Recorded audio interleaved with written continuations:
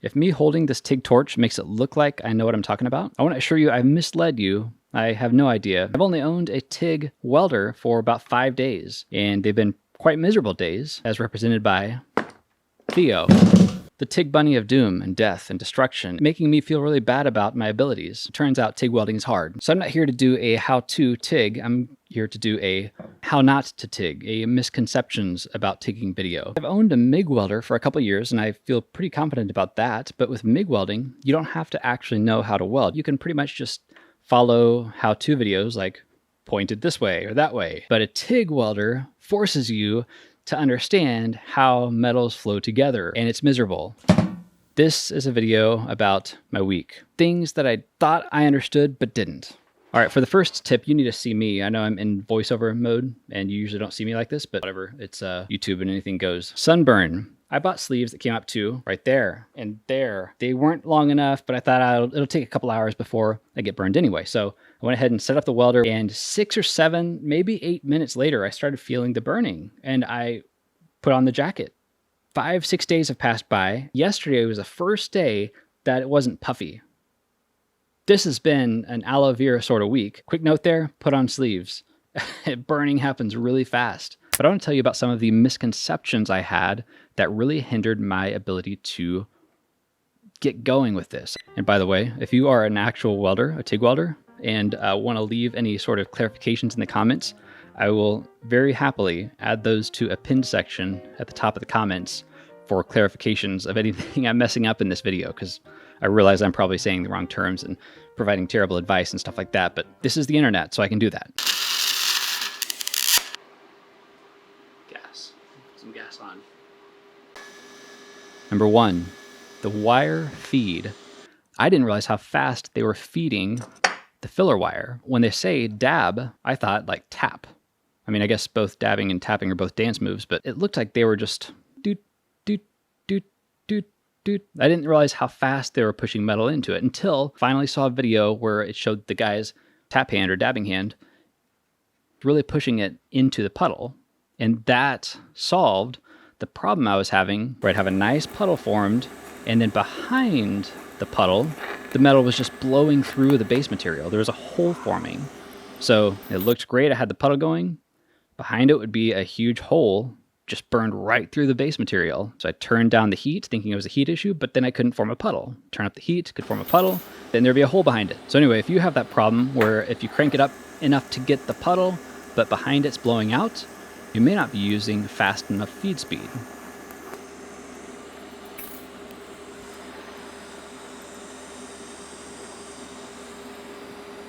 Recap. Feed speed, I wasn't going nearly fast enough to provide enough filler metal to be able to withstand the heat that's right behind the area I can see. The metal was just falling right through. All right, misconception / problem number 2 is I was heating the wrong things in the wrong order, and I failed to understand the importance of heating the base material. So in the videos, it looks like they're just heating the puddle and dabbing the puddle. So I used the puddle, focused on the puddle, focused on heating the puddle and drawing in the rod with the puddle. But I was still getting air bubbles. Then it clicked. The puddle needs to draw in the filler rod. The base materials need to draw in the puddle. So when TIG people are going along here heating the puddle, they're not heating just the puddle, they're heating the base materials around the puddle. Even if they're not swirling around, they're making sure that the puddle is at least hot enough to also melt the base materials, so that the base materials, the base metals, will draw in the puddle. It's drawn into and down into the voids, forcing the air up out of the voids, preventing air from getting trapped in the voids. Duh! It's so obvious now. Anyway, make sure that the puddle draws in the filler rod. Make sure that the base materials draw in the puddle. Understanding that has helped me be able to do all kinds of different angles and stuff like that, just realizing that I shouldn't be such a doofus and trap in air underneath the puddle bead thing. Number 3, which is kind of a piggyback onto number 2, is that I was blowing through the base materials when I started the weld. See, I was thinking like soldering or brazing, using the base materials to draw in the filler rod, Problem is with soldering or brazing, you don't have the base materials melting like you do with welding. In this case, by the time I introduced the filler rod, the base materials were already liquid and melting through. I realized that in that case, I need to add a little bit of filler rod at first in order to provide enough material there to join the two base metals, in most cases at least. That's not really trapping any air underneath anything. There's enough room on the sides for the air to escape, so I need to deposit material first to be able to form that first start of the bead. It's got to come from somewhere, and if it comes from the base materials on either side, it's going to probably blow a hole in the base materials on either side, in most cases, at least cases like this. So definitely make sure to think through how liquids flow together and where liquids flow if they get hot and start flowing downward. That's basically kind of the summary of all the things that I learned today, etc. Filler rod.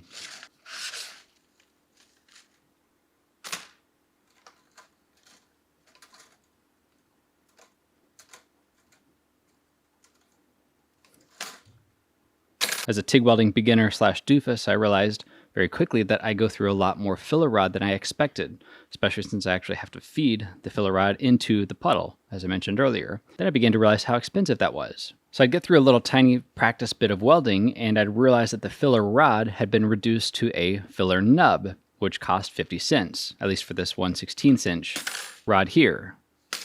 And that began to add up as I saw all my practice welds and all the 50 cents that had been melting away. I spent $1.50 on a bunny tail, and I found that Amazon, go figure, has filler rod cheaper.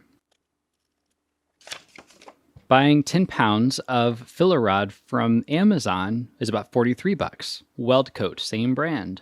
If you buy 10 pounds by the tube, locally, that's $120. That's about a third the price if you buy from Amazon. So I bought a 10-pound box from Amazon, and I'm super excited to only be paying about 50 cents per bunny tail. Don't be fooled if you look at this numerically. It seems like the $120 is greater than the $43. But if you look at it economically, $43 is greater. I put a link in the description. And if you have any ideas on where to buy this stuff or just general tips for TIG welding newbies, leave a note in the comments. It may help others, or if you have any questions, maybe I can answer them. At this point, I do read all the comments. In fact, I have the comment section hooked up to my doorbell so that each time I get a comment, I can run outside with glee. That's kind of its own story. Thanks for watching, and I'll see you next time.